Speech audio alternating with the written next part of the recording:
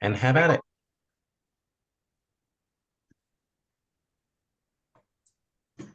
It is all yours, Karen. Go ahead.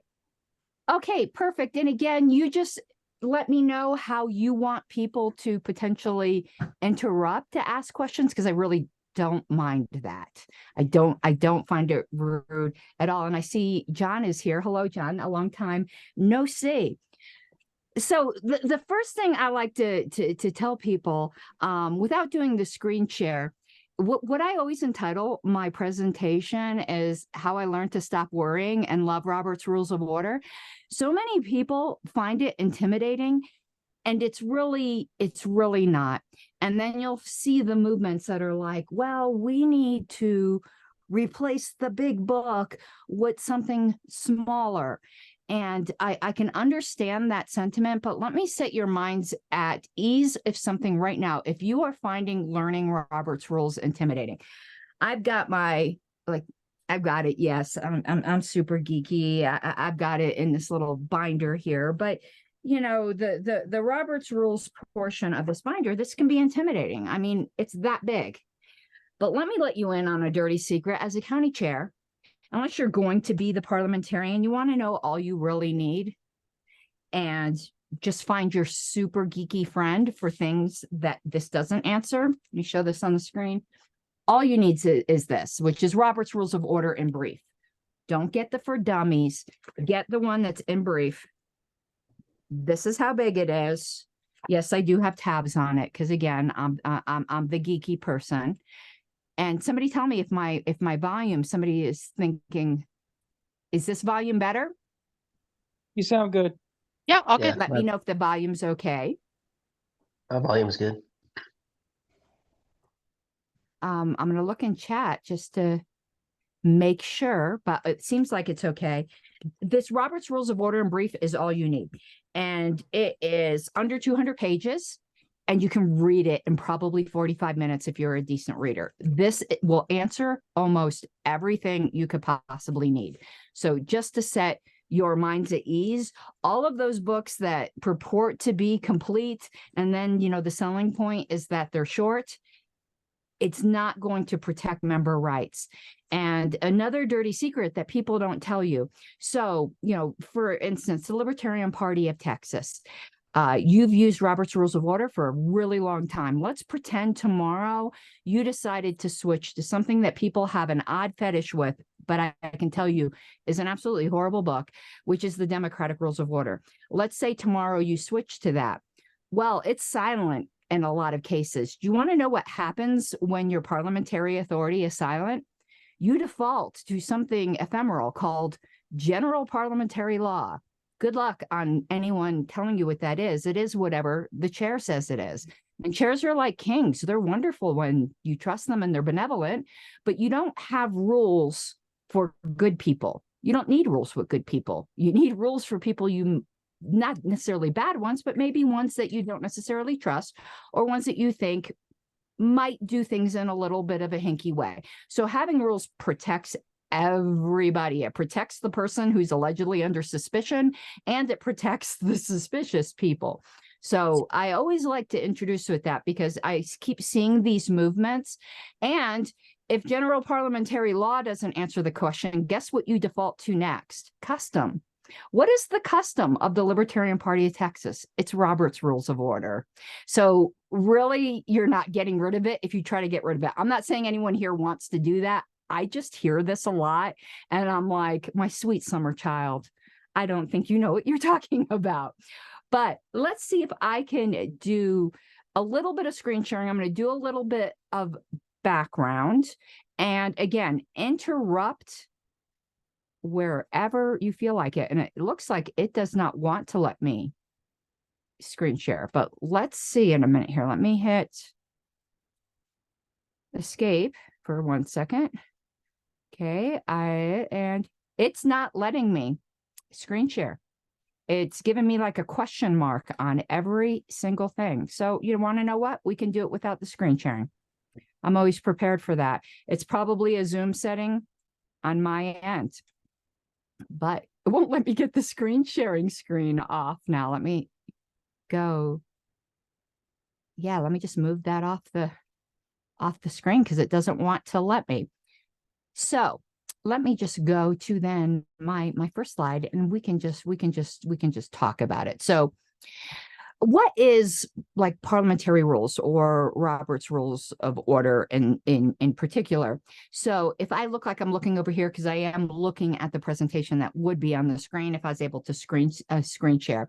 So it's a system of rules that exist to assist an assembly with smooth functioning within an established hierarchy of other rules. Now, I know us as libertarians, or some of us are anarchists, we really like chafe at the word rules, but the fact is rules are like time. I like what people say about time. Time is what keeps everything from happening at once.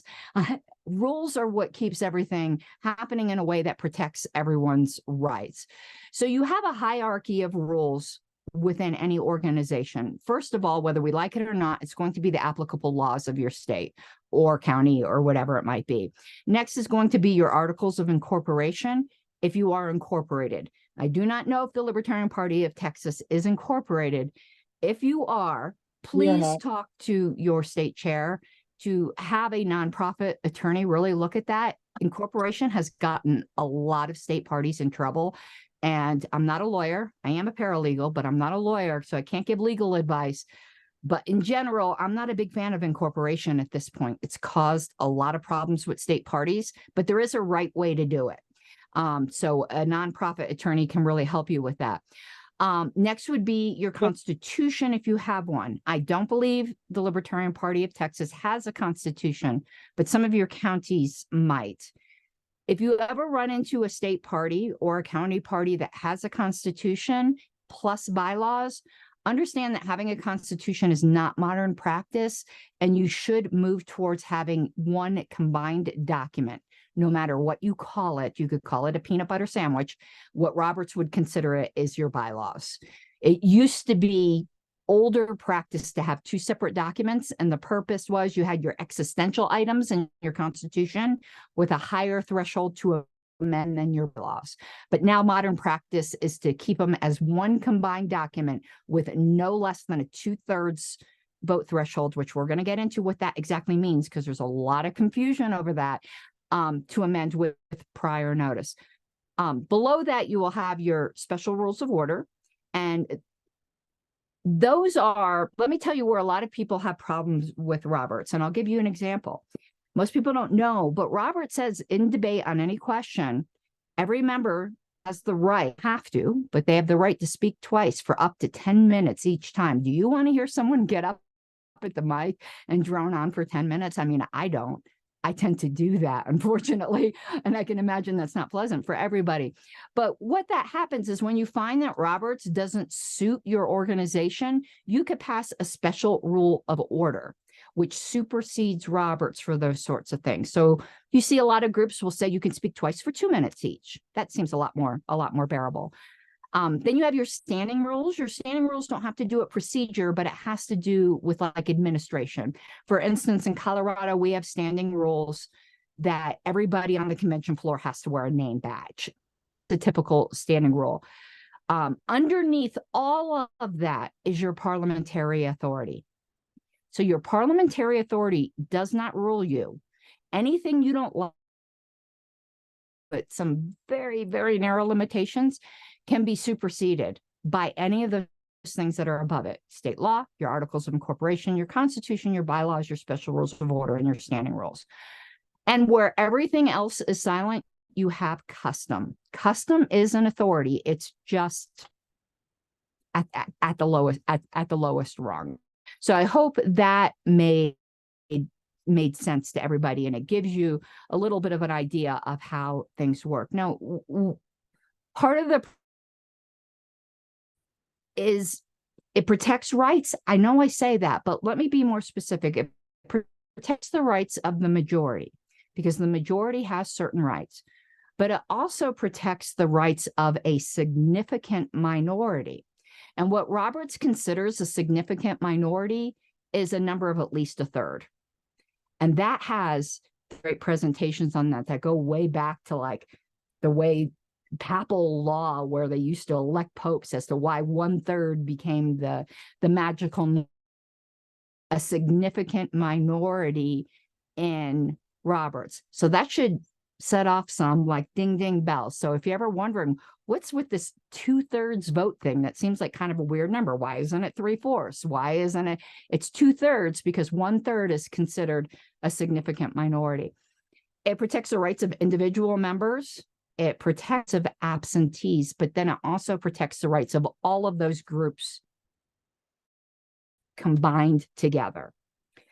So what I find a big confusion, and again, we'll get into vote thresholds later, but this is a helpful hint I found for a lot of people. I have a lot of people go, oh my God, does this motion require a majority vote or does it require a 2/3 vote? And they're trying to flip around in the index and try to figure it out. Let me give you a quick tip that you'll use for the rest of the time you're in any organization that uses a parliamentary authority. What you're moving going to take away the right of someone to do something that they would have been able to do before you made your motion if it passes? If that is the case, it's going to take 2/3. Let me give you an example. A move to call the question. While members have a right to debate, if your motion passes, it takes away that right. Therefore, that motion will take a 2/3 vote. Amending the agenda after it's adopted. Members have a right to rely upon the agenda. If you are moving to amend the agenda after it's adopted, it will require a 2/3 vote because you are taking away something from somebody. 98% of the time, if you apply that rule, you'll always know what vote threshold is required. And I found that helps people. Let me also give you another hint. If you're like me, with math is hard. How do you know if you have a 2/3 vote? If the yeses are at least twice as many as the noes, you have a 2/3 vote. So if you got 4 yeses and 2 noes, that's a 2/3 vote. As long as your yeses are more than at least twice your noes. And that way you're not, a lot of people have those like cards that'll give you numbers across the top and let you know whether you got 2/3. You don't need that. That's all you need to know, particularly if you stink at math like I do. So something you need to know about rules so you don't feel trapped. They're customizable to your needs. But here's the thing you need to know most of all. And I know some people don't believe this about me, but people who have worked closely with me know this. The rules serve you. You do not serve the rules. If you ever go to the bylaws committee meetings where I chair, there's sometimes people want to make a certain motion. And I'm like, well, we can do this the right way, which will take a half an hour to go through this step, and this step. But I can read the room and I'm seeing if there's any objection, or we can do this in one step. It's really unorthodox, but no one's rights are being violated. So do we want to take a half an hour or we want to do it in two minutes? So don't make yourself a slave to the rules. As long as no one's rights are being violated, who cares? That is the purpose of rules. It's not to be that guy. And there's that guy in every group. I was listening to the 1972 Libertarian Party convention, and you could tell there was unanimity on certain things. So the chair asked Susan Nolan, is there any objection? Of course, that guy was there. I don't know how that guy makes it to every convention that has to object and force a vote when it's obvious what the will of the body was. But something else the rules do that people don't realize or appreciate or may think is silly and stupid and makes them think of like English barristers in white powdered wigs, but it depersonalizes things, which becomes very important when there are contentious issues. That is why you're not allowed to say, and I'm just going to use myself as an example. So we're depersonalizing things. So it's nobody here by accident. If I said something you like, if somebody thought I said something that was false, they can't get in the mic and go, Karen Ann Harlos is a big fat liar. What they can do is say the delegate from Colorado was mistaken in what she just said. And that really, really helps. So that's why you use the Mr. and Ms. So as not to make it overly personal. That level of formality helps keep us from violating the non-aggression principle. And that is also why all comments go through the chair. And that's a big mistake you often make, where you have crosstalk in meetings where two members of a board or at a convention, delegates are arguing with each other. Delegates aren't supposed to talk to each other on the mic. They're supposed to say, you know, in your case, since you have Madam Chair, Madam Chair, I have a point of inquiry to the delegate from Harris County. And then you do your request to the chair, who then relates it. And I know that can sound very awkward, but it makes things run smoother so that you all can be friends at the end of this thing. It also gives you a clear path to get things done and manages expectations. Now, I know this particular presentation wasn't on bylaws, but Jacob, I know, has talked to me about bylaws before. And bylaws are a big landmine. Being a small party, we often will say, who wants to be on the bylaws committee? And the first person to raise their hand is who we put on the bylaws committee. Please don't do that. Please make sure that you have a mixture on your bylaws committee of people who really know what they're doing, preferably people with parliamentary knowledge, and new people.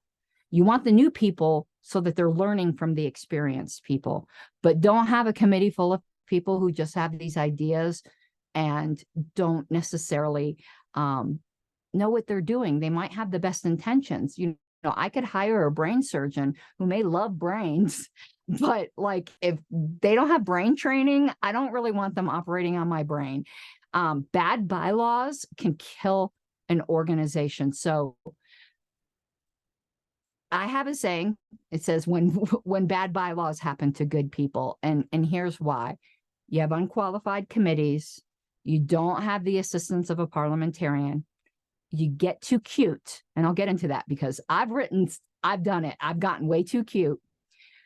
You are too big of a fan of the Brevity Caucus. I hope I am not offending anyone here. I always will, because there's always a member of the Brevity Caucus, and I'll explain what I mean.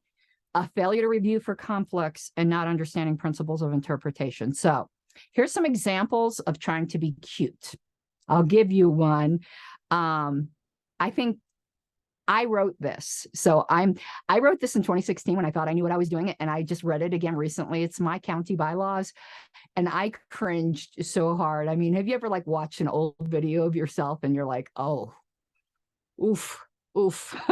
So I wrote a bylaw that said, abstentions shall not be counted when determining the number required for a majority. Does anyone know what's wrong with that statement? This is audience participation time.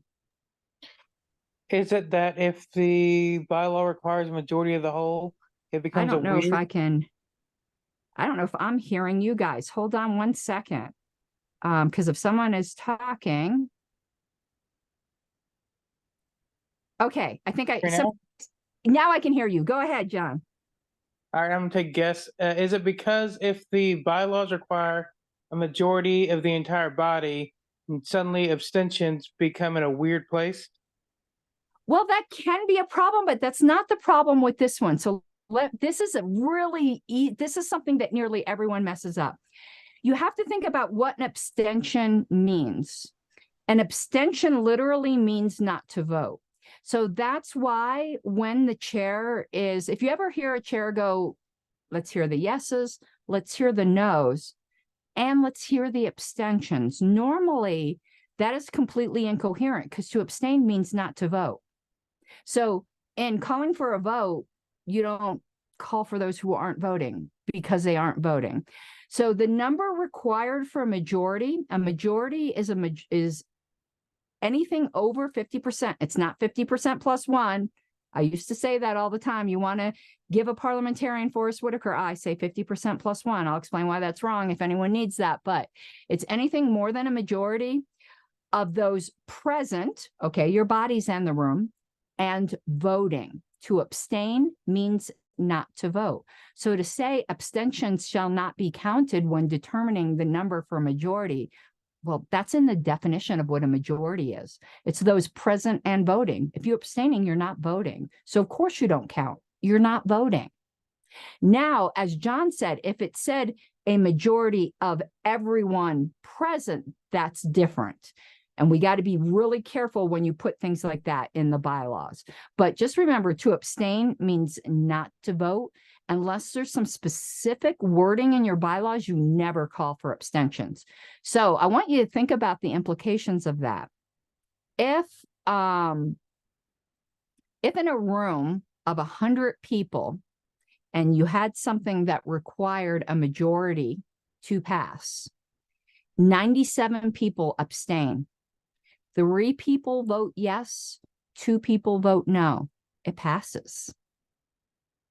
Because abstentions do not count. They are not voting. It's a majority of those present and voting. Now you should understand why I cringe at most credentials committee reports. When the credentials committee goes up and says, the number of our voting delegates, let's just use 100 because I can do 100. I'm not great with math in my head.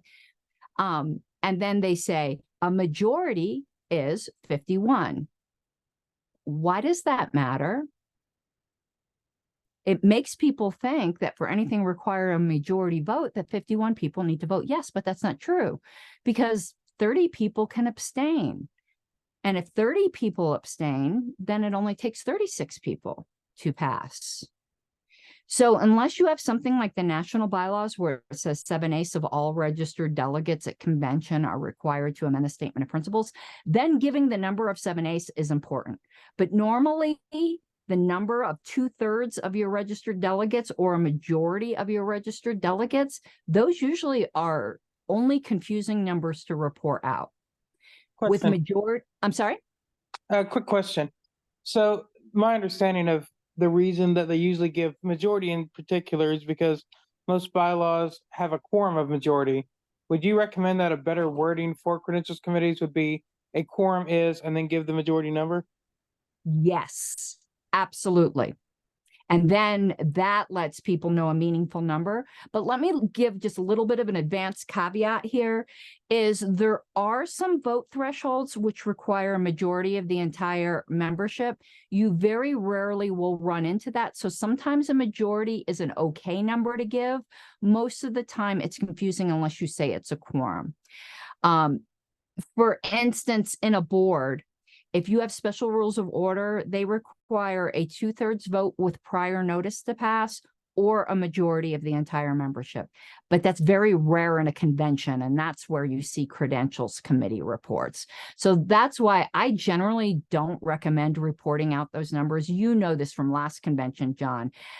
People would go, that's not a majority. It doesn't matter. People had left the room. Some people abstained. It's a majority of those present and voting. That's why you ask for the yeses and the no's, and why you always have to ask for the no's. Unless it's obvious that nearly all of the room and it's statistically impossible for it not to pass. But you see sometimes where people don't ask for the no's as well. But yes, to report it out as a quorum that educates people and gives people numbers that they actually can use. And just as an FYI for National Convention, not to you, John, but just to everybody else, because it is unusual. For National Convention, our quorum's 40%. For large conventions, a lot of times it is less than a majority. It is 40%. It is 40% nationally. Here's another cringe bylaw I wrote. An absolute majority vote is required for consideration of any such proposals. What does absolute majority mean? Nothing. Exactly. It's me trying to be cute. Let me let you now. What you could see what I mean by trying to be cute is people trying to be a lawyer or trying to sound parliamentarian.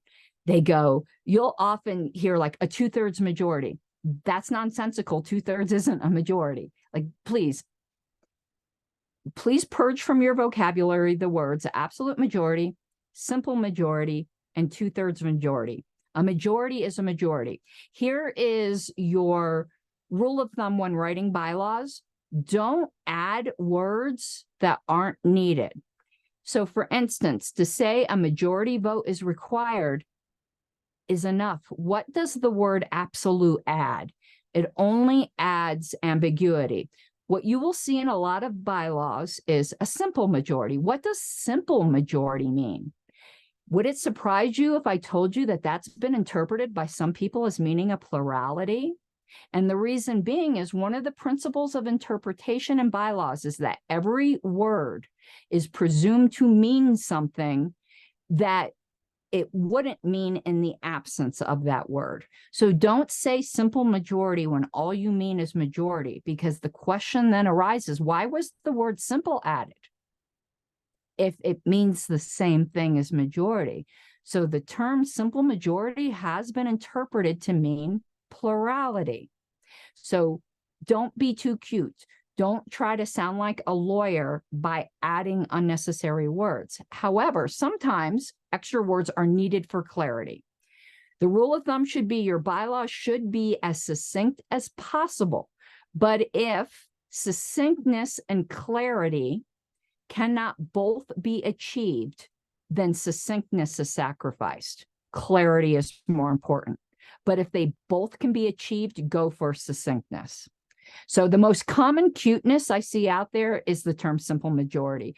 If one thing you take away today is to purge that from your vocabulary, I will be really, really happy. Here's some other cute bylaws. These I didn't write.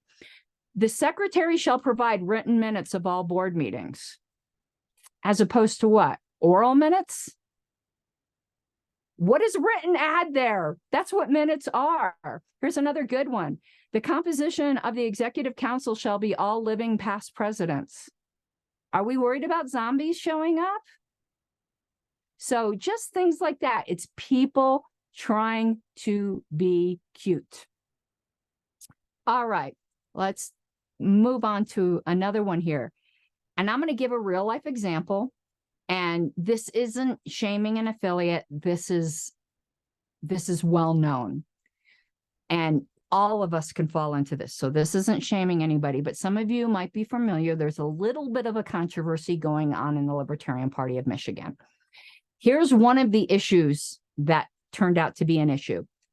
And it shows how easy it is to happen because the people that wrote these bylaws are smart people. But they had a rule that said all state conventions require 60 days notice. All state conventions.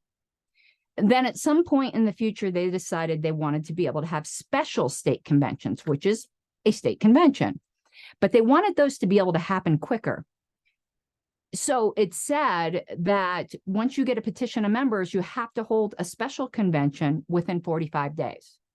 How do you give 60 days notice of a convention that has to be held within 45 days? You can't.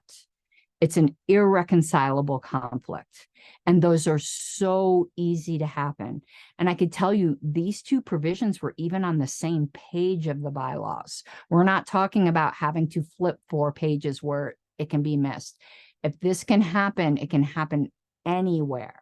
So it's just things to be really, really careful of. Oh, the 4. Okay, Andrew said I had it in place. But you get the idea. Look at Andrew. You go, Andrew. Now, the common misunderstanding. Oh, I like what Robert said. I strongly object as opposed to weakly objecting. Here's another common misunderstanding, and it's more audience participation time. What is the purpose of a second? So, you make a motion and someone seconds it. What does that second mean? To make sure there's not just one weirdo in the room who wants it. What do you mean by wants it?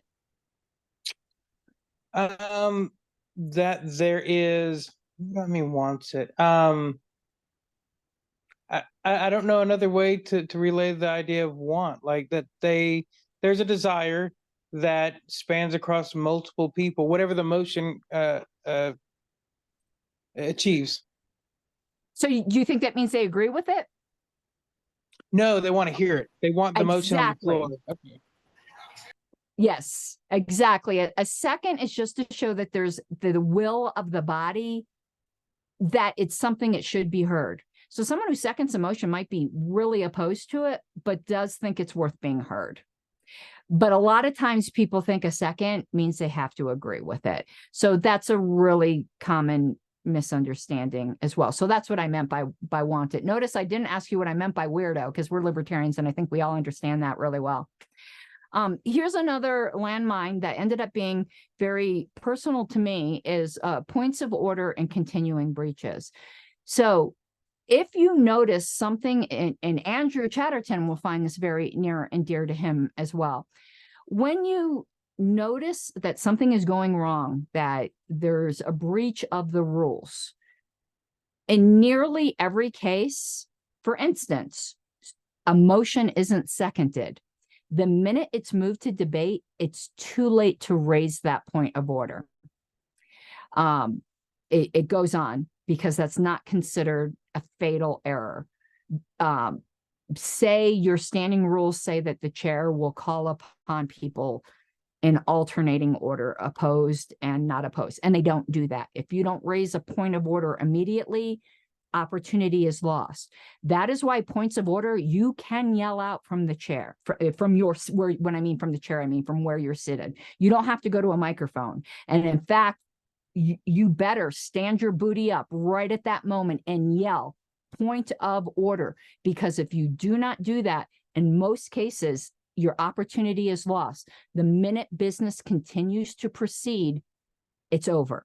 However, there are things called continuing breaches. Anyone who writes me after here and who was interested in the case, the curious case of what happened with me on the last LNC, there's an article that we ended up becoming famous in the parliamentary world.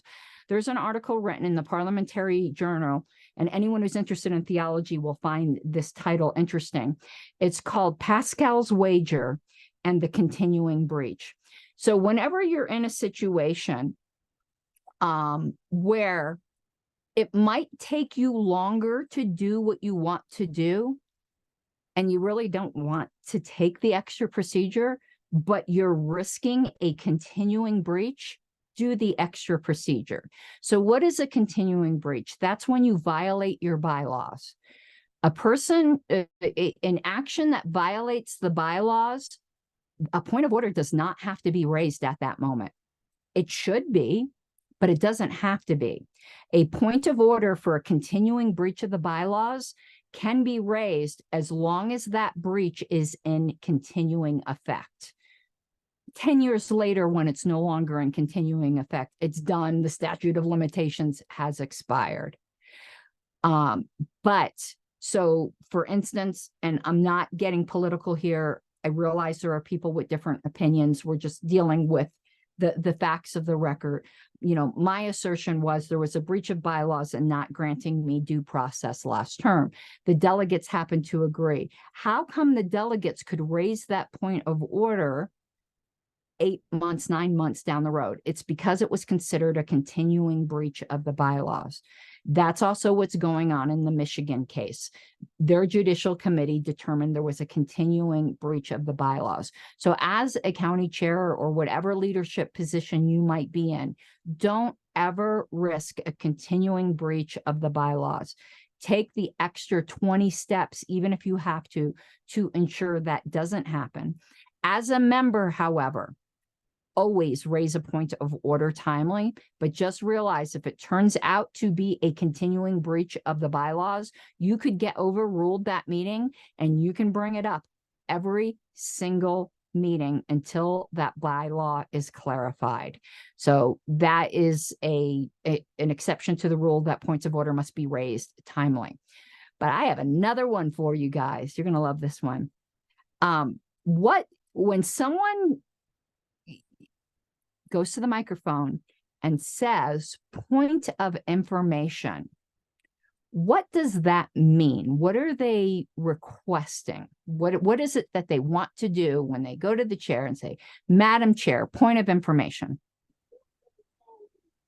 They just want clarification on whether it's with the agenda or something off the agenda. Well, wouldn't that be maybe a request for parliamentary information or inquiry? Yeah, you put me on the spot. I don't know. What do most people use point of information for? I see John knows. To give Yeah, go information, ahead, John. what they use it for, it's for you to request information. Right. So most people, so it's actually changed. It's not called point of information anymore. And this is why. This is what you'll see in convention. Point of information. What was just said was incorrect, and then they proceed to propound information to the convention. That is not what point of information is for. A point of information is now in Roberts called a request for information.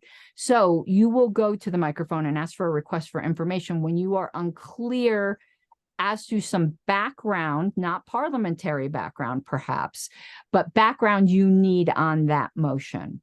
Like, if I moved that the treasurer, like a force, I'm making crap up here, that the treasurer can only sign checks in black ink. Somebody could go to the microphone and say, request for information. Has the treasurer signing things in blue ink been a problem in the past? And in the time of mimeograph machines, that actually used to be a rule. Boy, am I showing my age. And then there were certain rules that when photocopying became popular, then you sign whatever. But there used to be rules about black and blue ink between mimeographs, which you youngins probably don't even know how wonderful they smelled. You are missing out on a piece of history. Can I hop in and give a quick pro tip for Texas? I'm sorry? Can I hop in and give a quick pro tip Yes. for Texas? Our state chair is a stickler that it is request for information, not point of information. And she has dinged me on it a few times because I'm used to the old way of saying it. So if you're at state convention and you have a request for information, make sure you're saying it right or you will hear about it. Yeah, and I encourage everyone to do that. I know some people might think you're being a jerk or trying to show how much you know, but you're really just educating people because then everyone's clear. I get why people would think point of information meant it was your turn to just impart your wisdom to the convention, whereas request for information makes it clear. So if that's what Whitney's doing, I commend her for it because that educates people as to proper things. Another landmine, which Andrew is going to appreciate. I'm using Andrew's my object example now for this whole convention. Convention, what am I saying? A presentation. I bet you didn't know you were going to be. And it is notice requirements. Notice requirements create continuing breaches of your bylaws. So really pay attention in your county bylaws to your notice requirements. If you blow notice, you can't do the thing, whatever the thing is. If you blow the notice requirements for your convention, you can't have your convention. If you blow the notice requirements for certain items of business pursuant to your bylaws for your convention, you can't do those items of business. They're really important. And I know some people think that I'm going to give you an object example of when it wasn't in my best interest. There was a certain period of time, I'm not going to say when it was, when I was really, really unhappy with the Board of Colorado. We've all been in that position. We've all not liked boards before. We're libertarians. They blew convention. They blew their notice requirements for convention by 3 days. I really wanted a new board to be elected, but I objected and I made it so that they couldn't have a convention that year. And maybe I was a dummy because I got stuck with that board I didn't like for another year. But that's how seriously everyone should be taking notice requirements. If you blow notice, what you've done, why is notice so important? Because notice protects absentees. Remember, I said one of the things that Roberts protects is the rights of absentees. The purpose of notice is to let people make an educated decision as to whether they want to go to that meeting. Now you might think, well, couldn't they make that educated decision 3 days later? Potentially, but that's not what our bylaws determined. Our bylaws said they needed 45 days notice, I think is what it was. And they didn't get it. So you cannot violate the rights of absentees. That is why at special conventions and special meetings, so these monthly meetings we have of the LNC, sometimes people go, oh, can we move this? And Angela will say, no, it wasn't on the agenda because it was a special meeting. At regular meetings, Those same things don't apply. Anything can come up under new business unless your bylaws prohibit it. But special meetings, special conventions, things like electing officers, and when I say officer, I include director, let's just say official board positions. Those require notice. That's another thing that came up in Michigan. Michigan is now my example for everything. So you know that meme of Stark, one does not simply, whatever I say, one does not simply do what Michigan did. Andrew, I love you. You know that. Here's another interesting one. Calling the question. I'm going to ask if this is proper. Can you go up to the mic, debate your point, and before you sit down, say, I call the question? Or do you have to get back in line to call the question?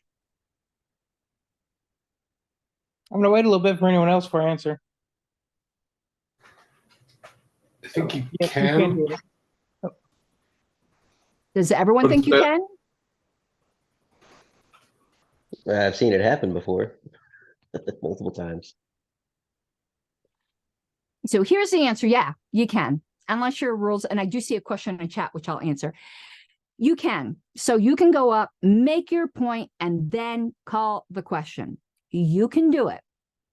But I kind of equate it to in Libertopia, a business owner can refuse to do business with certain groups of people. Yeah, you can do it, and you're going to be the asshole of the community. Yeah, you can go up and make your debate point and call the question, and everyone on the convention floor is going to hate you, particularly if there's people standing in line behind you, because basically, I personally don't think it should be allowed, but it is allowed. And if anyone doesn't, I would highly encourage not use the term call the question, but it is the colloquial term. What you are actually doing when you call the question is you are making a motion to end debate. That's what calling the question is. So there's three terms for it: calling the question, or you might hear it called previous question, which is the same thing as you're moving to end debate on the immediately pending question.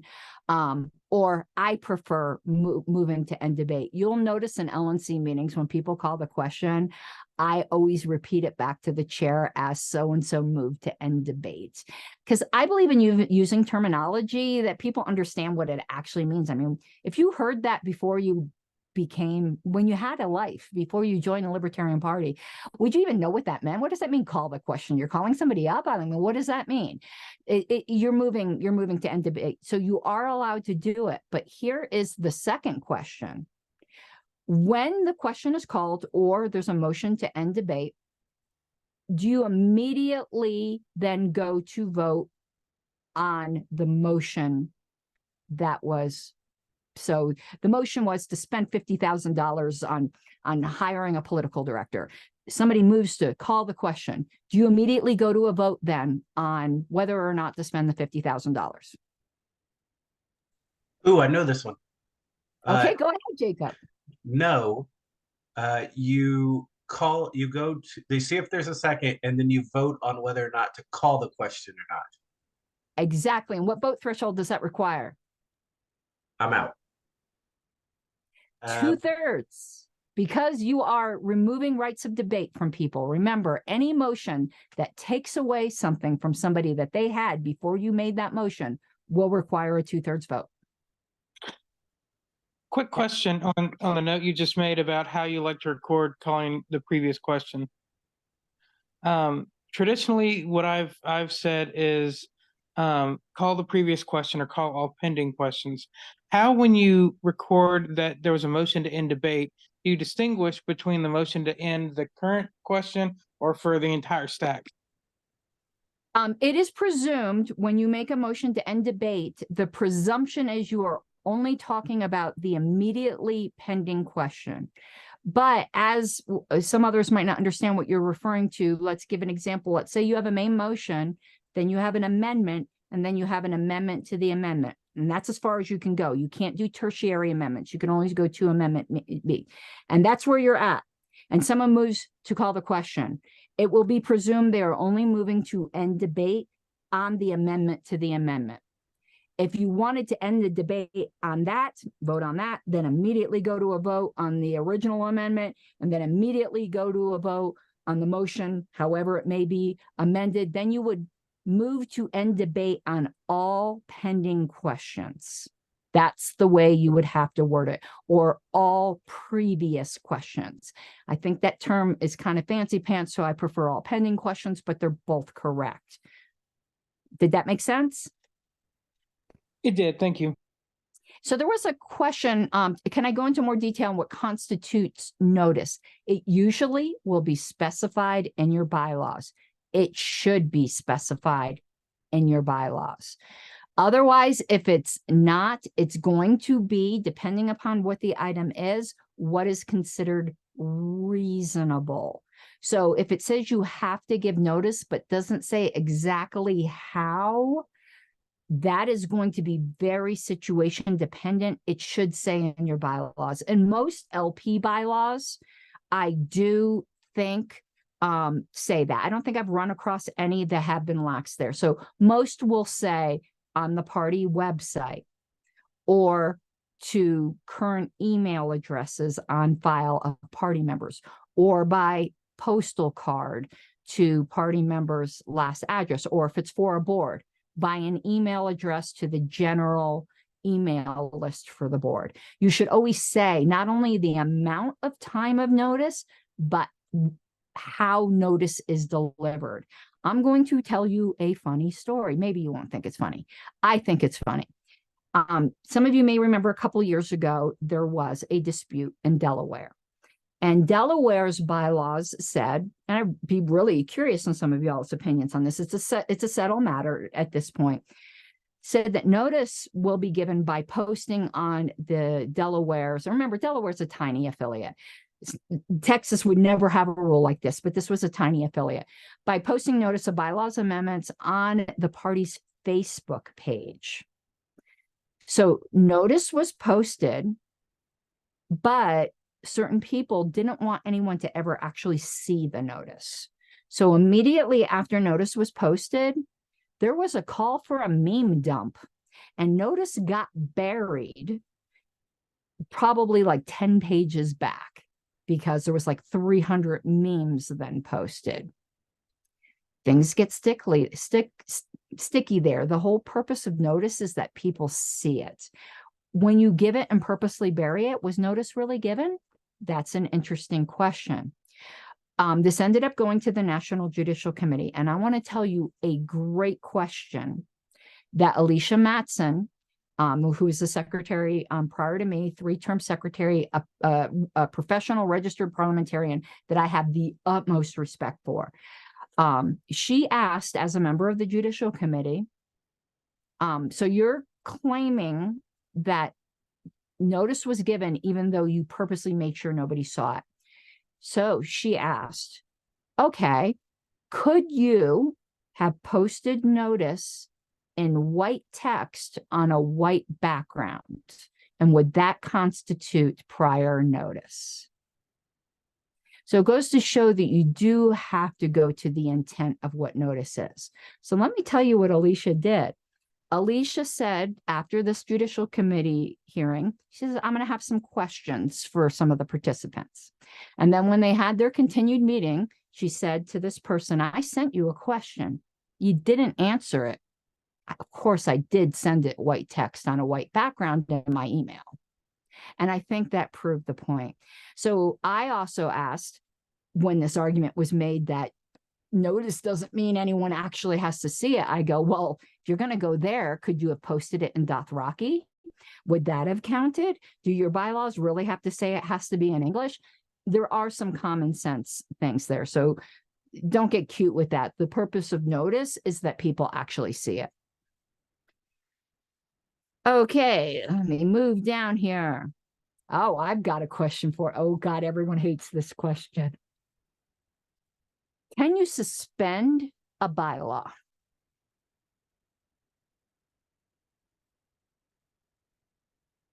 No. Yeah, I don't You think gotta so. know. I want to hear what everyone thinks. I don't think so. I'm going to agree with no. I'm gonna say no. I'm going to be the libertarian in the room and say yes. You're the guy. I'm definitely the guy. You're that guy, huh? And Andrew's even saying not even by unanimous consent. Okay, I'm going to shock you, Andrew, and I'm going to be that girl. Yeah, yeah, you can in certain circumstances. Everyone thinks if you put something in the bylaws, all of a sudden you have made it unsuspendable. That's not true under Roberts. It is true under the American Institute of Parliamentarian Standard Code, but it's not true under Roberts. Let me explain. This came up in Reno. 99.9% of the time, and I'm not even talking about a bylaw providing for its own suspension, Andrew. He is, of course, a bylaw. Any bylaw can say it can be suspended because your bylaws can say whatever they want. But I'm talking about just a straightforward bylaw. There are certain bylaws that can be suspended. And here's where it is. And this is so fantastically vague that you're going to love it. A bylaw that is in the nature of a rule of order can be suspended, which is why you try. There's some that are unavoidable, is why you try not to put rules of order in your bylaws, because your members get very confused as to whether they can be suspended. Let me give you an example that came up in Reno.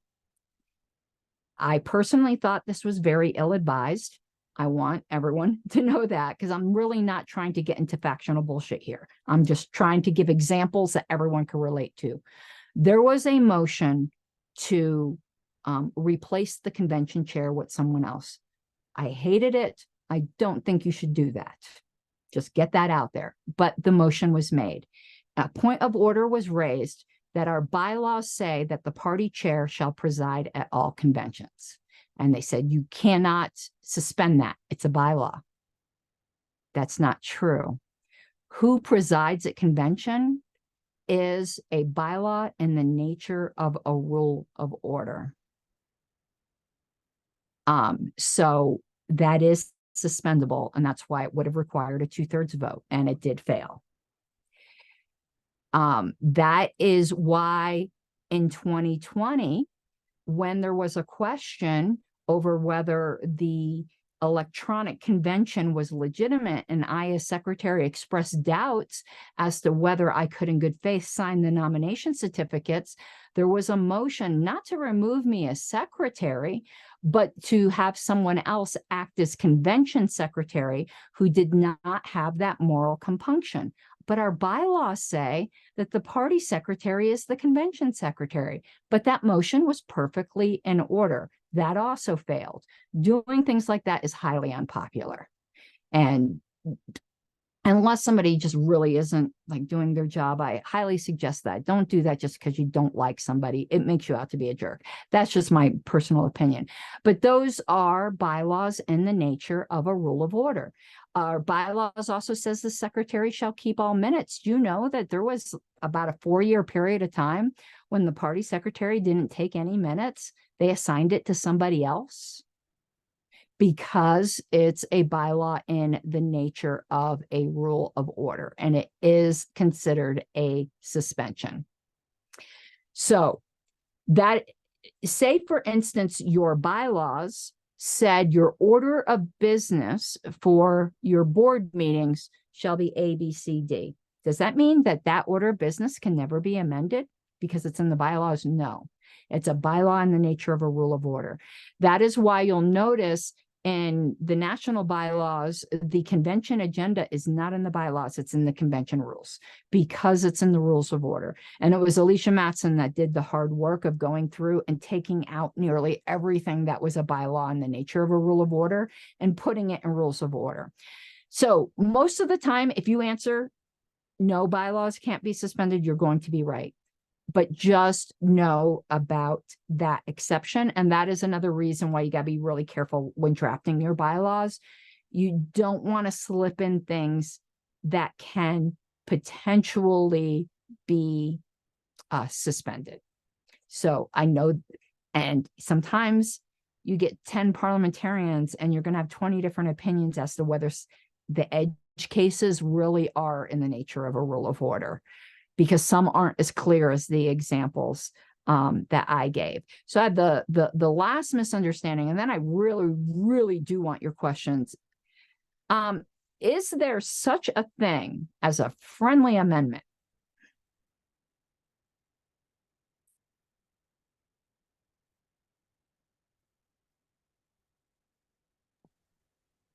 Not once anything is seconded. But what does that mean? Okay, let me explain what a friendly amendment is. A friendly amendment would be, I move something. Let's use the example of $50,000 to hire a political director. And someone, after my motion was seconded, said, would the maker accept a friendly amendment to change the title to Grand Poobah of Political Operations? Could I, as the maker, say, I accept that friendly amendment and we just move on? I don't think, no. And do you know why that is? Because I think the amendment has to be seconded or debated. Like it goes into another category, like a subcategory of voting to add the You're amendment getting to the the motion. idea. Because I, as the maker of the motion, once it's seconded and put before the body, it no longer belongs to me. It doesn't matter whether the amendment's friendly, unfriendly, ugly, pretty, hostile. It doesn't matter. It's just an amendment. Now, before the amendment is seconded and stated by the chair, someone could try to persuade me to word it a little differently. But once it's been seconded and stated by the chair, it no longer belongs to the maker. It belongs to the body and has to go through a formal amendment process. So there's still a lot of people who think there is such a thing as a friendly amendment, and there really isn't. And one last thing I wanted to let you guys know, I don't know if this holds true in Texas because you guys are such a big state, but a lot of the other state affiliates, and this might hold true on your county boards, if your board is 12 members or so or less, you get to operate under lessened rules, meaning seconds aren't required. The chair can vote freely, not just to cause or break a tie. And the chair can make motions and debate without having to leave the chair. Those are considered small board rules, and calling the question is not permitted. So you can operate under small board rules if you're about 12 or so. But that also holds true, and my furnace just came on. I could turn that off if the sound's too, I know, if the sound's too, and Texas, I don't know how cold it gets there. I remember in Florida, if somebody said furnace to me, I'd be like, what's that? Wayne came to visit to me. He goes, where's your furnace? I go, let me show you. We went outside and I pointed up. I said, you see that big yellow ball up there in the sky? That's the furnace. But I'm in my basement, and I'm the libertarian basement dweller, and the furnace just came on. So I forgot totally where I was going with that. But oh yeah, so also committees operate under small board rules. So if you ever go to a national platform or bylaws committee, you may wonder why no one ever calls the question, because it's not permitted. And that's something that a lot of people don't know either. And that's why we spent 3 meetings on one proposal, because we couldn't call the question. I, as chair, if the debate got repetitive, could say debate was getting dilatory, but it was all new, fresh, good ideas. And we debated some of our proposals for 6-7 hours. Doesn't that sound like fun? Andrew, are you looking forward to platform now? So much. I've got So, a question yeah. about friendly amendments, if I can, or I can wait till later. No, I mean, I'm not Could in charge of that meeting, but I want to hear it. could a chair attempt to kind of fast track informally to handle a friendly amendment by, say you're on, you're just on your First Amendment level, and say, does anyone object to skipping debate and adopting this amendment? Is there any opposition? to doing so? And if none speaks up, could that kind of be like a friendly amendment? Oh, that would just be a regular amendment. The chair just read the It's room. okay to fast track that though and say like, does it, no one object to skipping debate and no one object to adoption all at once like that? Yep. Because no one's rights are being violated. And I'm going to tell you something Nick did that was Nick Sarwark, by the way, for those of you who are new or might not know, very unorthodox, but you want to know what? No one's rights were violated. Somebody said a motion and they said it kind of dumb. And you heard the murmuring in the room, but it had been seconded. And it was obvious that the maker meant to say it a different way. And Nick would just go, I think I heard you move it this way. And he'd say it the way everyone was murmuring about. As long as no one's rights are being violated, don't be a slave to procedure. The point of the rules is to facilitate a smooth meeting, not to facilitate one that is perfect with every I dotted, as long as no one's rights are violated. If I can give one pro tip on that one, you were asking if the chair can hop in and see if anyone objects to just adopting it. One thing I regularly do when I'm chairing meetings or committees or whatever is I will let people know that the first thing that's going to happen after there's been a motion and a second is I'm going to ask if there's any objection. And even if you aren't necessarily opposed to what's going on, if you want to hear debate, you need to object, because if nobody objects, we're just going to move on. It's going to be adopted. So as to the question, can we move forward if nobody objects to it? Well, if you just start by asking if there is any objection, you may get through a bunch of stuff without even having to do a single line of debate. Exactly. You know, because a lot of things, here's something about libertarians. If you ask if someone wants to debate rather than if there's an objection, oh, they'll want to debate. These are libertarians. You're asking them, would you like to get on the microphone and expound your opinion to a captive audience for a few minutes? You don't think you're going to get the taker? So yeah, it's often very simple, particularly if you can read the room and see this isn't controversial.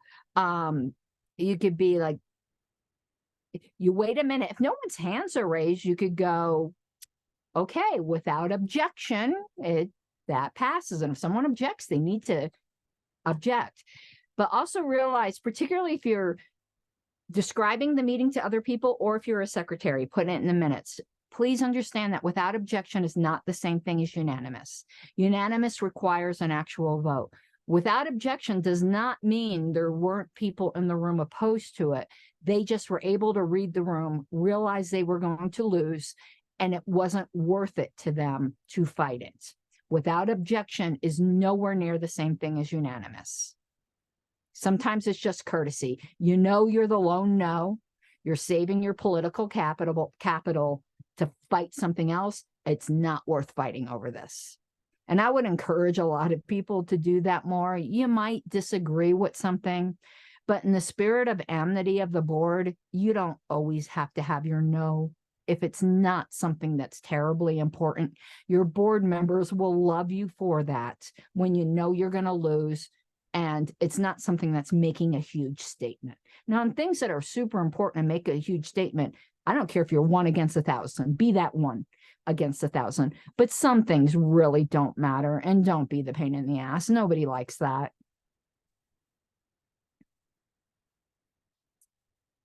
All right, I'm sure there's got to be like other questions, particularly convention, perhaps related ones, as you are coming into your convention or the national convention, or if anyone had heard of any particular, I am national bylaws chair of any changes that are being considered, I'd be more than glad to explain any of those. But, you know, coming into your Texas convention, be more than happy to, you know, answer any questions you might have in that regard.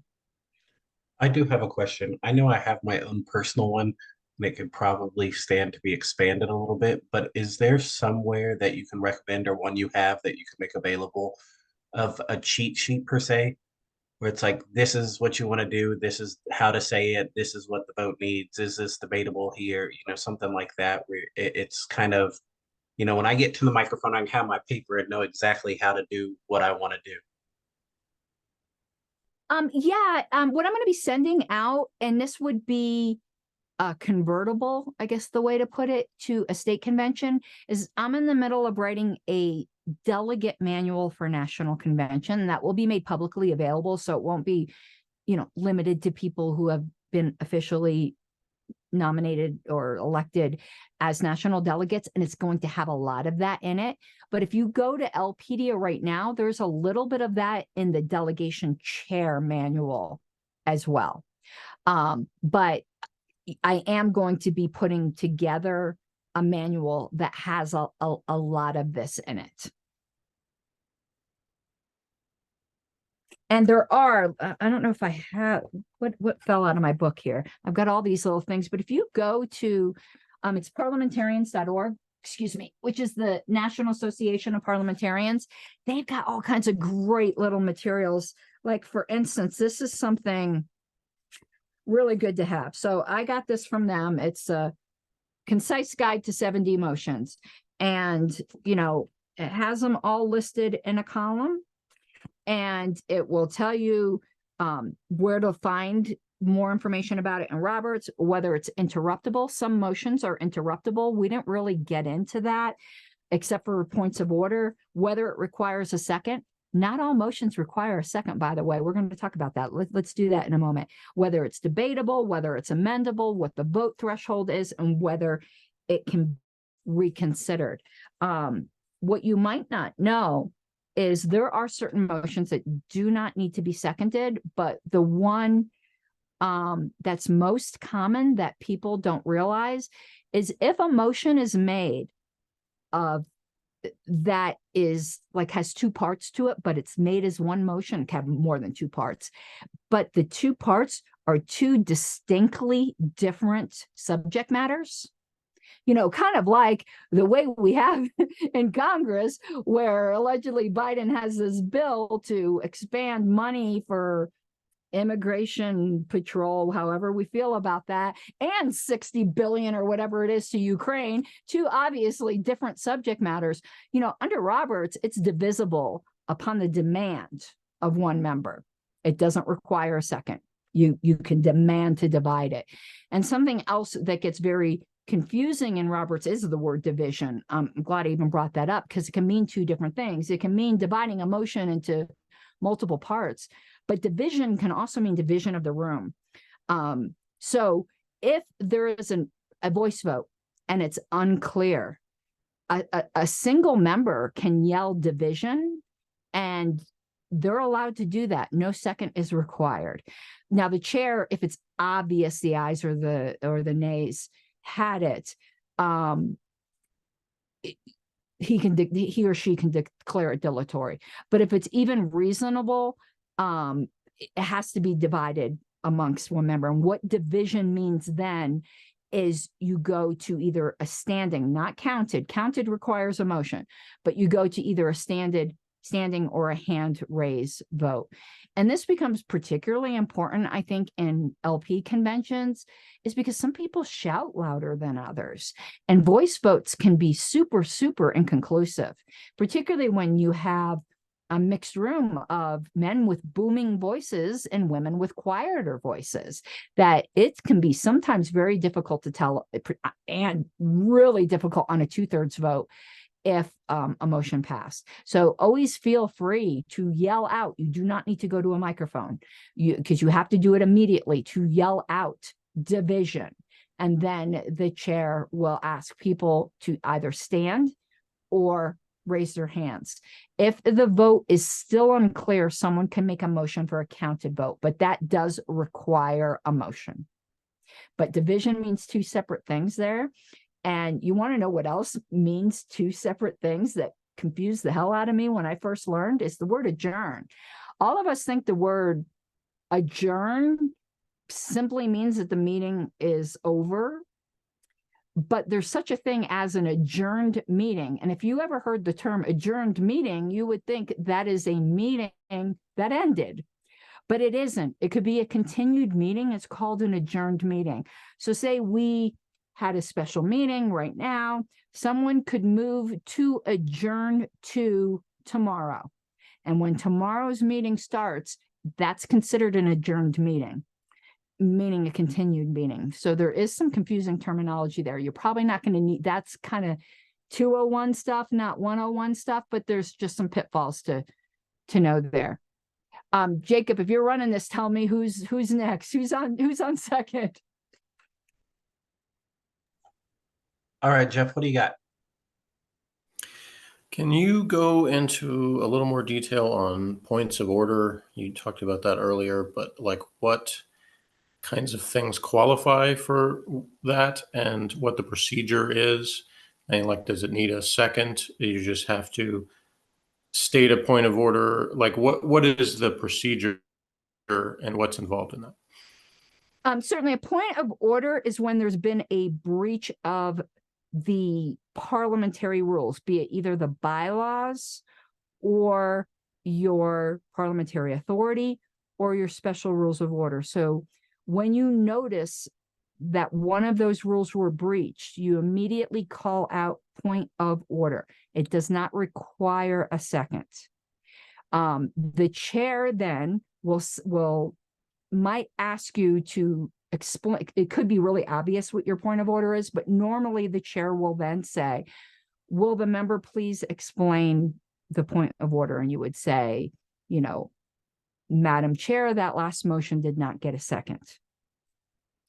And then the chair has to rule on your point of order. And the chair will either say the member's point of order is well taken. Is there a second on that motion? And then everything moves along. Or the chair can say, your point of order is not well taken, and they have to explain their reasoning because that goes into the minutes, because it does then have somewhat, it's not binding precedence, but it does have a little bit of authority. So the chair might say, your point of order is not well taken. The member might not have heard it, but Mr. Jones on the other side of the room did in fact second the motion. But even if you get into something, I'm trying to even think of a point of order that might be more serious, where it's not something like a second. Well, I'm going to go back to things I know. I'm not trying to be controversial. We had a motion on the LNC where there was a certain motion for a penalty, and a motion was made to amend it to a lesser penalty, from a higher penalty down to a censure. And a point of order was raised that just wasn't permitted, that it defeated the intent of the original motion. Then the person out of order, the chair made a ruling, and the ruling that was that the point of order was not well taken. Then the member who originally made the point of order said, and this is what you do when you disagree with the ruling of the chair. Chairs do not take this personally. If they do, they shouldn't be a chair, but I've never really known a chair ever to take this personally. You say, I appeal from the ruling of the chair. And that has to be seconded. You are entitled to appeal from the ruling of the chair. And then depending, there's different debate rules, but usually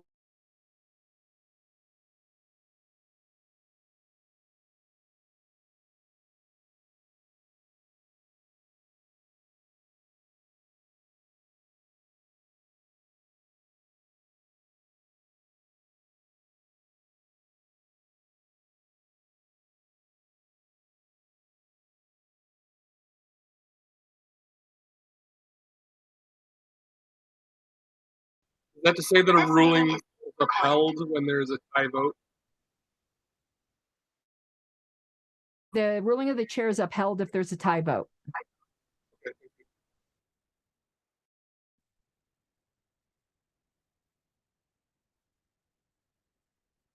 Hey, Jacob, it's back to you.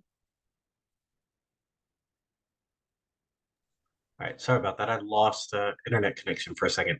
John, you are up next. I think John lowered his hand. Okay, RJ, go ahead. Sorry, I was trying to unmute. Can you hear me now? Okay, perfect. I was gonna try and form this as a question, but I guess I'll just be a little more candid about what I'm asking everyone for. One of my big pet peeves, and I think every level of LP convention I've ever been to, is overusing the voice vote. One thing that is clear in Roner, if you read it, is that voice votes are only allowed for majority votes. So I constantly call off chairs for taking 2/3 or, for God forbid, a 4/5 vote by voice. Those have to be standing or raised hand votes. So I encourage everyone to go call division and let the chair know that you can only do that with majority. Yep, John is absolutely right. And nearly every affiliate gets this wrong, and nearly every national convention gets this wrong. You're not supposed to do voice votes on votes requiring 2/3. However, there is one exception for national. It's in our standing rules. I kind of wish it wasn't. It allows us to do voice votes on bylaws amendments, which require 2/3, which is crazy pants to me, because something you may not know, John, and I can get you the reference for it, because if you're a fan of, if you're a stickler for that, you're going to be like this. You might be aware of this already, but when I pointed it out to Richard Brown, he wasn't aware of it. This is a really obscure rule. Did you know that all bylaws votes are supposed to be counted? Is that per LP rules or something? No, It's not Roberts. Roberts. It's in No, I did not know that. I did not know that.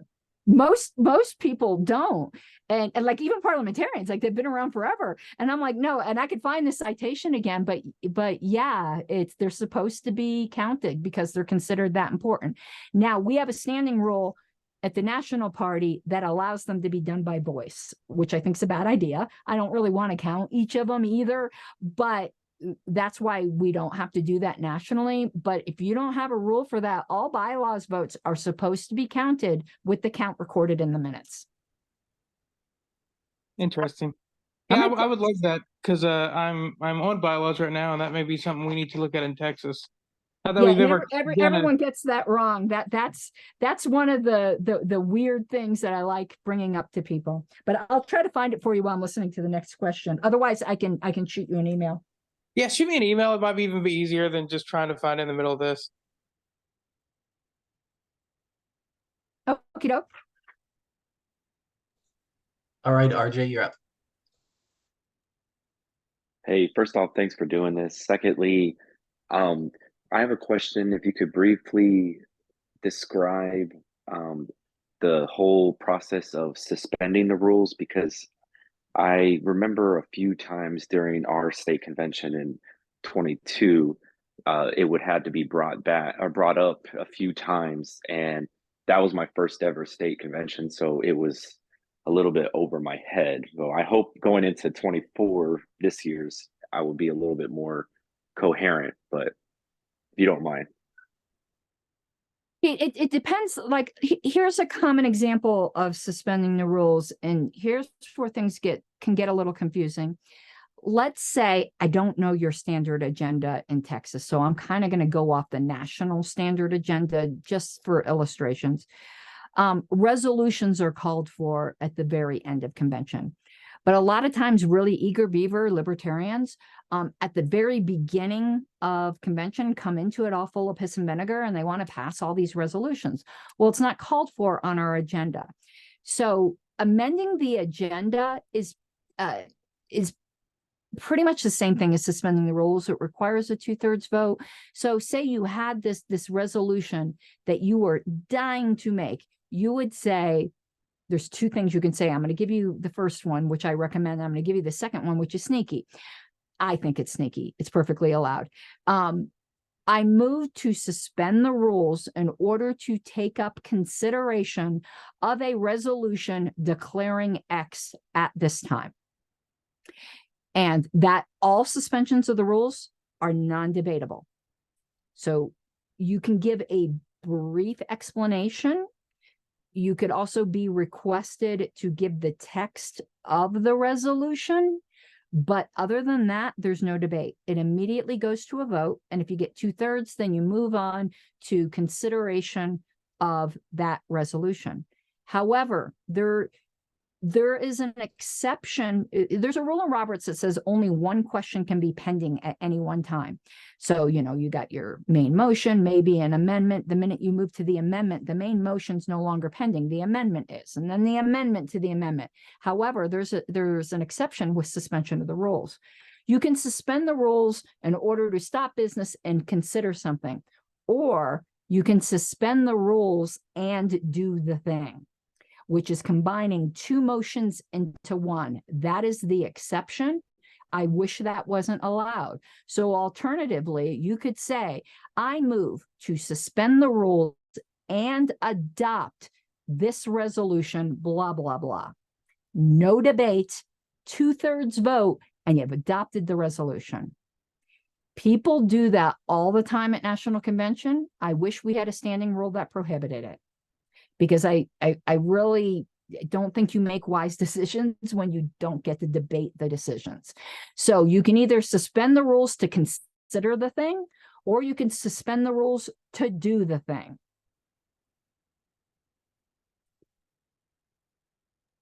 That makes sense. I have a quick follow-up. So, and learning what you mentioned earlier today, I'm assuming that if this motion was brought to a vote, it would require 2/3, because it's definitely against some of the rights of us as delegates. Is like whenever we're having the election for the officer positions, and they have the segment in the agenda that is for the candidate, and then there's the section where anybody who wants to speak in favor of doing it. And I am already considering a motion of limiting the amount of time at the mic for those that show in support, because the last time there were several people that didn't even get a chance to talk because some random rambled for 2 minutes of the 5 minutes that were allotted for others to show support. So we all just stood there at the mic waiting, and then if anything, the candidate should get the most time, right? So, but that would that be how would you approach that motion? Well, the vote threshold is the same. I'm not so sure that's a motion to suspend the rules, because you're having the time limit be the same. I think what you're really doing is a motion to limit speaking time per speaker, but the vote threshold is still going to be 2/3. Okay, that's what I thought. Thank you. If you wanted to extend the amount of total time to 10, say it was 5 and you wanted to make it 10, that I think would be like a suspension of the rules, but it also would be a motion to extend time, but it's the same vote threshold. I'm of the mind that sometimes some of these, I don't believe in magic words. Like, a good chair will not ride your tail if you don't utter the exact phrase. What good chairs do is try to figure out what you mean and not hyper literally take what you say. And one other thing I'll say that Nick Sarwark used to do, and again, a lot of people know I'm not as big as cheerleader, but I thought he was a very good chair. And what he would do when somebody worded something poorly, he would openly admit, my job, this is to me, this is funny. I mean, maybe you probably shouldn't have said this, but I thought it was funny. He said, my job here is to help you do the stupid thing you want to do. And that is the job of the chair, to help the convention do what it wants to do, even if the chair thinks it's stupid.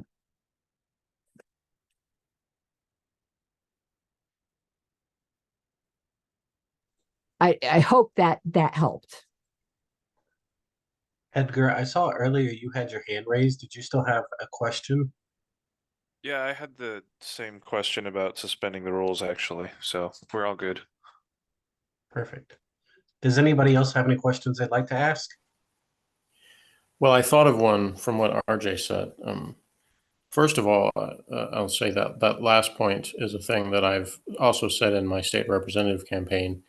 You know, that I want you to have the right, or you do have the right, and I want you to have the ability to make all the stupid judgments that you can. But anyway, the thing I thought of was the most confusing thing that happened at that wonderful 2022 Texas convention to me was that we were considering bylaws changes proposals, and I don't remember exactly how far we got, but let's just say we're halfway through that, and somebody makes a motion to recess for lunch because we're past the time that the agenda says is lunchtime. When we came back from lunch, I assumed that we would then take up where we left off on the bylaws proposals, but instead we just went to the next thing on the agenda. So that was confusing to me because, you know, I thought, well, it's you're following an agenda in order, but is there something that says if you recess at a time and you've got another agenda item that has a time on the agenda, that when you come back from the recess that you can't resume that unless somebody makes a separate motion to do that? A lot of that is custom, and that happened at National in 2022. What needs to be made clear when an agenda is adopted is, are these times certain or time limit certain? So, or just order certain. So for instance, if you go to lnc2024.com, which is the national agenda that's proposed, you'll notice it says right at the top. I wanted to pull that up to see the language, because this is something that your convention planning committees need to do when they are publishing an agenda, because this is a big problem. Is it .com? I did .org. Hold on one second. 2024.com. And by the way, anyone planning on going, I'm not just saying this because I'm on the Convention Oversight Committee, though I am on the Convention Oversight Committee. Some rooms have already sold out. We are hoping to get more, but some shoulder days, if you don't know what shoulder days are, those are the early ones. We out of a room block. I think we're going to be able to add to it, but when people were saying there's very good rates at this hotel, get your reservation. I am encouraging you. DC is very expensive. Okay, so we stuck up at the top of this convention. Times are for information purposes only. Order of business, so meaning after this comes this, is set per our convention rules, not the times listed below. Times and non-business agenda items are subject to change. So I suggest language like that always, because a lot of times it's going to be custom. I would say as a parliamentarian, it's the order of items, not the times. And the only times that are binding are, say, if you had a bylaws report and you said, we are allotting 120 minutes for the bylaws report, we are anticipating it to start at 10. The 10 is negotiable because time can get extended for credentials or whatever it might be. What's set in stone is the 120 minutes, whether you start at 10 or whether you start at 3. And that's the way I would advise a chair, that the times are for informational purposes only. What the agenda is the order of items. And if you decide to recess for lunch, that's a non-business item. It does not then negate everything that came before it that you didn't get to. So let's say you had the report of the treasurer that was supposed to come before lunch, but something ran late. So you recess for lunch before you could hear from the treasurer. When you get back from lunch, you take up the report of the treasurer, not what was going to be coming after lunch originally. Did that answer it? Yes. It just, I don't remember there being a specific motion that said we were going to like lay that business on the table or anything like that. There may have Right. been, and I just missed it, but I don't remember it, so that's why I was confused at the time. Can I hop in on this one real quick? Yeah, go ahead. So just to give you to set expectations a little bit, coming up to this next state convention, I've been going to state convention since 2012 and been on bylaws committee. I know I was on bylaws in 2016. I think I was on 2014 too. So anyway, I've been doing it a long time. I have never once seen us finish an entire bylaws proposal report. The custom of LP Texas is we set a certain time for bylaws to finish, and then when that time finishes, usually there's a motion to extend once or twice, and then when the extensions run out, we finish. And as knowing that, and as part of that, our bylaws committee, one of the important votes we take every time is there is a separate vote on what order to put things in, because we well know stuff at the end isn't going to be reached and is probably going to be passed off to the next bylaws committee. So just to set expectations coming up, and for probably the foreseeable future state conventions, we probably won't finish. Yeah, that's super common, but I would say it's the order, not including recesses, because remember, recessing for lunch, if someone moves to do that, they can do that before the allotted time. Anyway, recess, it can be a privileged motion. So people really get confused with that. And I would just say you go by the order of business, even if there's interrupting breaks. Breaks aren't a business item. Even if they're on the agenda, they're there for convenience purposes only. And sometimes because you have a caterer coming at a certain time or something like that. Next up, I have Andrew. Go ahead. Let me update you both. I was wondering, is there any exception to the point where about allowing the rules? I don't think I remember that in a national convention. Andrew, you're breaking up really bad. Do you want to try again, or do you want to put it in the chat? Is it any better now, or am I still breaking up? Much better. I wanted to say that at one of the recent national conventions, I think I remembered a case where there was debate allowed when suspending the rules. Is there any exceptions to the statement you made earlier that there isn't debate allowed on suspending the rules? I still didn't get that. Did anyone else get that can repeat it? Mike, do you want to drop it in the chat so Kieran can just answer it from there? And I wanted to give this to John only because I found it. John, if you go to 57.9, the final vote on a bylaw amendment should be counted and recorded in the minutes. Okay, 57.9. Thank you. Yeah, it's obscure.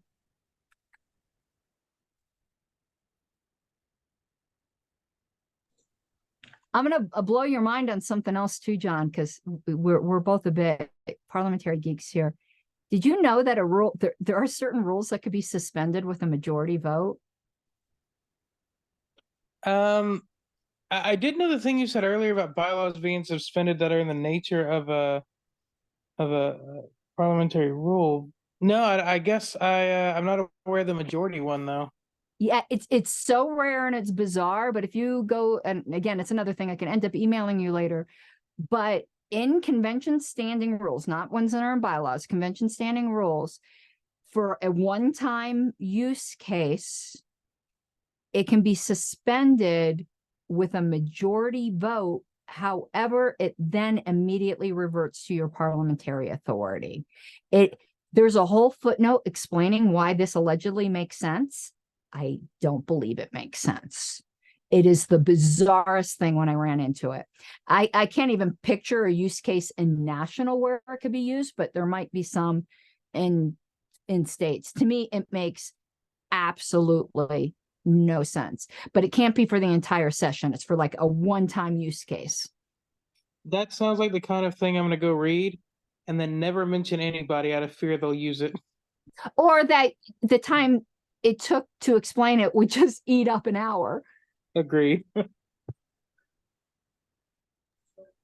Kieran, I've got Andrew's question. He said he was wondering if there was any exception to the rule that there is no debate on suspension of the rules. He said he thought I recalled a situation at a recent national convention, he could be wrong, where it was allowed to debate the suspension. I think it was related to the nature of what was being suspended or what was to be done in the suspension. No, there's no exceptions, but people flout that rule all the time. It wasn't proper. I think what you were talking about is there was let me know if I'm wrong. It was when there was a token vote to delete the rights and discrimination plank that had the irrational and repugnant language in it. And Spike Cohen said, can we not delete the whole plank? Can we just amend it? So there was a move to suspend convention rule number 5. And what is allowed in a suspension of the rule is like some brief explanatory words, and it went way beyond brief explanatory rules. And that happens all the time. That's up to the forbearance of the chair. And if no one is screaming out point of order, you know, rules get broken all the time. If no one raises their rights, they are kind of waiving their rights to it. So it wasn't an exception. It was just libertarians behaving a little badly, which we tend to be quite rambunctious at times. If you want to read a hilarious article, I think it's on IPR, and it was about the 2012 National Convention. The name of the article is called Unconventional, where a reporter came in to report on our convention, and the way he described it as an outsider was the most hilarious thing I had ever read in my life, where it just described Bill Redpath shouting from the lectern, "Stop being a pain in my ass. I'm going to spontaneously compose." But the funniest line in that whole article was ... That's when the convention turned into a total goat rodeo. And I was like, that is the perfect line. And yeah, that article just completely described the wonderful chaos that can be a Libertarian Party convention. Okay, so I'm reading. He says he thinks it was from Orlando in 2020. Yeah, I don't recall that. But I do want to say a mistake that happened in 2020 so that you all don't make this mistake at another national convention or even at your state convention. Y'all may, no, it wasn't 2020, it was 2018. Y'all may remember we did not have a judicial committee for 2 years because Nick had thought that the rules were suspended in order that the highest vote getters on the approval voting ballot for the Judicial Committee would just be the Judicial Committee because we ran out of time. But it turned out that the motion was just for the at-large representatives and did not include the Judicial Committee representatives. And someone had moved to adjourn, and Nick said, adjournment is undebatable, because even though Darrell Perry was running, we were all yelling like, no, we need to. And he's like, not debatable. And everyone in the room just wanted to leave. So they moved to adjourn. Most people think every single time a motion to adjourn is undebatable. That is not the case. If an adjournment will dissolve the organization, the assembly, and the assembly at a convention is the delegates. It obviously doesn't dissolve the party, but it dissolves that assembly. Adjournments sine die, meaning adjournments which dissolve the assembly, are always debatable. So Nick messed that one up pretty bad. He's a very good chair. All good chair, everybody messes things up, but that was a pretty bad one. We did not have a judicial committee because of that.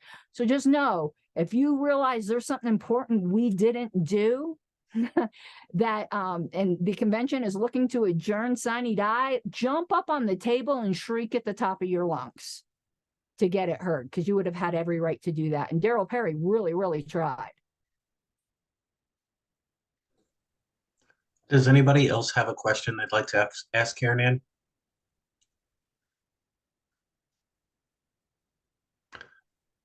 All right, I'm gonna, let's see.